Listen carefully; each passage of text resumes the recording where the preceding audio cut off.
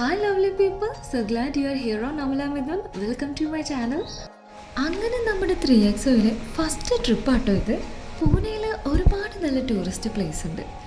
We decided to go on Lavasa. Ajit Gulab Chand ആണ് ലവാസ സിറ്റിയുടെ creator.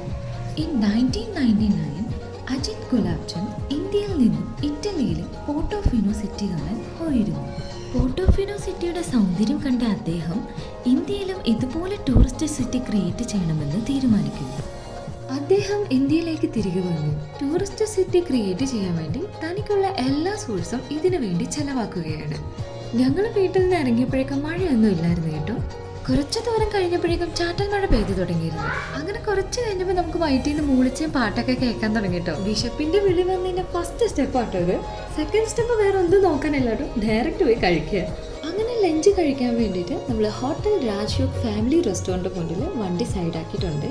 നല്ല സീ ഫുഡ് റെസ്റ്റോറൻ്റ് ആട്ടോ. ഇനി ലവാസയെ കുറിച്ചുള്ള ബാക്കി വിശേഷങ്ങൾ ഫുഡ് കഴിച്ചതിന് ശേഷം. റെസ്റ്റോറൻറ്റിൽ കയറിയപ്പോൾ മോൻ ആദ്യം പറഞ്ഞത് ഒരു ഐസ്ക്രീം വേണമെന്നായിരുന്നു കേട്ടോ. അങ്ങനെ മോനൊരു ഐസ്ക്രീം വാങ്ങിച്ചു കൊടുത്തു. മസാല പപ്പഡ് വിത്ത് ടൊമാറ്റോ സ്വീറ്റ് സൂപ്പ് ആട്ടോ നമ്മൾ സ്റ്റാർട്ടറായിട്ട് ഓർഡർ ചെയ്തത്. സൂപ്പ് ആൻഡ് മസാല പപ്പഡ് നല്ല ടേസ്റ്റ് ആയിരുന്നു. ദെൻ നമ്മൾ നല്ലൊരു പ്രോൺസ് ബിരിയാണി ആയിട്ട് ഓർഡർ ചെയ്തത്. അത്യാവശ്യം നല്ല ക്വാണ്ടിറ്റി ഉണ്ട് കേട്ടോ, നല്ലതുപോലെ നമുക്ക് കഴിക്കാം. ബിരിയാണിയുടെ കാര്യത്തിലായാലും ഒരു കോംപ്രമൈസും ഇല്ല കേട്ടോ. പ്രൗൺസും ഗ്രേവിയൊക്കെ നല്ല ടേസ്റ്റ് ആയിരുന്നു. ഫുഡൊക്കെ കഴിച്ചതിന് ശേഷം നമ്മൾ അവിടുന്ന് ഇറങ്ങി. ലവാസ പ്രൊജക്റ്റ് സ്റ്റാർട്ട് ചെയ്യുന്നതിന് മഹാരാഷ്ട്ര ഗവൺമെൻറ്റിൻ്റെ സൈഡിൽ നിന്നും ഫുൾ സപ്പോർട്ട് അജിത് ഗുലാബ് ചന്ദിന് കിട്ടിയിരുന്നു. ഈ കാണുന്നതാണ് തേംഗർ ഡാം. ലവാസ സിറ്റിയിലേക്ക് 15 കിലോമീറ്റേഴ്സ് മുമ്പാണ് തേംഗർ ഡാം സ്ഥിതി ചെയ്യുന്നത്. നമ്മൾ പോകുന്ന വഴിയിൽ കുറേ നല്ല വ്യൂ പോയിന്റ്സ് ഉണ്ട്. ഫോട്ടോസും വീഡിയോസും എടുക്കാൻ വേണ്ടി നമ്മളൊന്ന് സൈഡാക്കിയായിരുന്നു. ഞങ്ങൾ നല്ല എക്സൈറ്റ്മെന്റിലായിരുന്നു. ഫസ്റ്റ് ടൈമാണ് നമ്മൾ XUVയിൽ ഒരു ട്രിപ്പ് പോകുന്നത്. അടുത്തതിന് ശേഷമുള്ള ആദ്യത്തെ ട്രിപ്പാട്ടോ ഇത്. ഈ കാണുന്നത് നമ്മൾ താഴെ വെച്ച് കണ്ട തേംഗർ ഡാമിന്റെ ബാക്ക് സൈഡാണ് കേട്ടോ. തൻ്റെ ഡ്രീം പ്രൊജക്ട് കംപ്ലീറ്റ് ചെയ്യാൻ വേണ്ടി ഈ സിറ്റിയിലെ 2 ലക്ഷം ആളുകൾക്ക് വേണ്ടി പേഴ്സണലി ഡിസൈൻ ചെയ്ത വീടുകൾ, company, industrial area, mountain park, ഇങ്ങനെ നിരവധി സംവിധാനങ്ങൾ ഉൾപ്പെടുന്ന ഒരു പ്രൊജക്റ്റാണ് ഈ സിറ്റി ഓപ്പൺ ആകുന്നതിന് മുന്നേ ഉണ്ടായിരുന്നത്. ഈ കാണുന്നതാണ് ലവാസ സിറ്റിയുടെ എൻട്രൻസ്. നമ്മൾ ലവാസയുടെ ഇൻസൈഡിലോട്ട് കയറിയിരിക്കുകയാണ്. Entrance fees 2 wheeler 200, 4 wheeler 500, heavy vehicles ഒക്കെ ആണെങ്കിൽ 1000 റുപ്പീസ്. ഇവിടെ ഏത് സൈഡിലും നമ്മൾ നോക്കിയാലും മുഴുവൻ നല്ല പച്ചപ്പ് നിറഞ്ഞ സ്ഥലമാട്ടോ ഇത്. ലവാസ സിറ്റിയിലേക്ക് വരണമെങ്കിൽ പബ്ലിക് ട്രാൻസ്പോർട്ട് ഒന്നും ഇല്ല. ഒന്നെങ്കിൽ ടാക്സി ബുക്ക് ചെയ്യുകയോ ഇല്ലെങ്കിൽ ഓൺ വെഹിക്കിൾസ് ആയിരിക്കും നല്ലത്.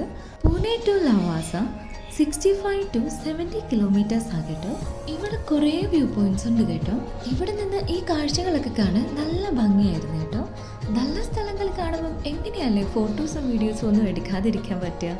എത്ര വർഷങ്ങൾ കടന്നു പോയാലും നമ്മൾ കൂടുതലും ആഗ്രഹിക്കുന്നത് നമ്മൾക്ക് നല്ല നല്ല ഓർമ്മകൾ സമ്മാനിച്ച നമ്മളുടെ ഫോട്ടോസും വീഡിയോസും കാണാനായിരിക്കും അല്ലേ. അങ്ങനെ ഞങ്ങളും നല്ല മെമ്മറീസിന് വേണ്ടിയിട്ട് കുറച്ച് ഫോട്ടോസും വീഡിയോസും ഒക്കെ ഇങ്ങനെ എടുത്തു വെക്കുന്നുണ്ട്. ഈ കാണുന്നത് പോർട്ടോഫിനോ സിറ്റിയുടെ സൗന്ദര്യം കണ്ട് ക്രിയേറ്റ് ചെയ്ത ബിൽഡിംഗ് ആണ്. സിറ്റി ഓപ്പൺ ആകുന്നതിന് മുമ്പ് തന്നെ കുറെ അവാർഡുകൾ ലഭിച്ചിരുന്നു. 2005 best city initiative award, Lavasa woman drive എന്നിങ്ങനെ നിരവധി അവാർഡുകൾ ലഭിച്ചിരുന്നു. അങ്ങനെയിരിക്കെ ഒരു ദിവസം ഈ സിറ്റി സഡൻലി ബാൻ ചെയ്തു. ഈ കാണുന്ന ബിൽഡിംഗ് ആണ് ലവാസയിലെ ഗോസ്റ്റ് സിറ്റി എന്നറിയപ്പെടുന്ന സ്ഥലം. ഗോസ്റ്റ് സിറ്റി സൈഡിൽ കൂടെ നമ്മൾ പാസ് ചെയ്ത് പോയപ്പോൾ നമുക്കൊരു ഹൊറർ മൂവി ഫീലാട്ടോ തോന്നിയത്. ഈ കാണുന്ന പ്ലേസ് ഒക്കെ പോർട്ടോഫിനോ സിറ്റി പോലെ ക്രിയേറ്റ് ചെയ്തെടുത്ത സ്ഥലമാട്ടോ ഇത്. സഡൻലി ലവാസ സിറ്റി ബാൻ ചെയ്തത് കൊണ്ട് കോടികൾ ചിലവാക്കിയ പ്രൊജക്ട് പിന്നീട് ലോസിൽ പോകാൻ തുടങ്ങി. കോടികളുടെ നഷ്ടവും ഈ പ്രൊജക്ട് ഉണ്ടാക്കി. 2021 25,000 ഏക്കർ മഹാരാഷ്ട്ര ഗവൺമെന്റിന്റെ പക്കലിൽ നിന്ന് ലീസിനെടുത്താണ് ഈ പ്രോജക്റ്റ് സ്റ്റാർട്ട് ചെയ്തത്. 2004 to 2009 വരെയുള്ള ഫസ്റ്റ് സ്റ്റേജിലെ വർക്കുകൾ മുഴുവൻ കംപ്ലീറ്റ് ചെയ്തിരുന്നു. 2010 ലവാസ സിറ്റി ബാൻ ചെയ്തത്. ഈ കാണുന്ന റിവറിന്റെ പേരാണ് മുത്ത റിവർ. ഇവിടെ ബോട്ടിംഗ് ഉണ്ടായിരുന്നു. മഴ കാരണം ഇപ്പോൾ അവൈലബിൾ അല്ല. ഈ സിറ്റി ബാൻ ചെയ്യാൻ കാരണം പ്രോപ്പറായിട്ടുള്ള പേപ്പർ വർക്ക് ഇല്ലാത്തത് കൊണ്ടാണ് ബാൻ ചെയ്യാനുള്ള കാരണം. അതായത് ഈ പ്രൊജക്റ്റ് ചെയ്യാൻ വേണ്ടി സ്റ്റേറ്റ് ഗവൺമെന്റിന്റെ പെർമിഷൻ മാത്രമേ ഉണ്ടായിരുന്നുള്ളൂ. സെൻട്രൽ ഗവൺമെന്റിന്റെ പെർമിഷനും കൂടി വേണമായിരുന്നു. Not following rules and regulation. ഈ സ്ഥലത്ത് 2 നില ബിൽഡിംഗ് മാത്രമേ കെട്ടാനുള്ള അനുവാദം ഉണ്ടായിരുന്നുള്ളൂ. Because of hill area and river area. പിന്നെ അവിടെ ഉണ്ടായിരുന്ന പ്രദേശവാസികളെ മാറ്റിപ്പാർപ്പിച്ചു.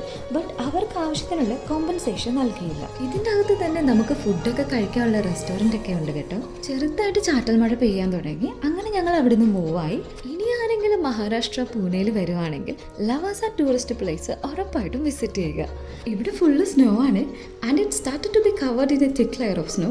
Certainly it's an amazing tourist place.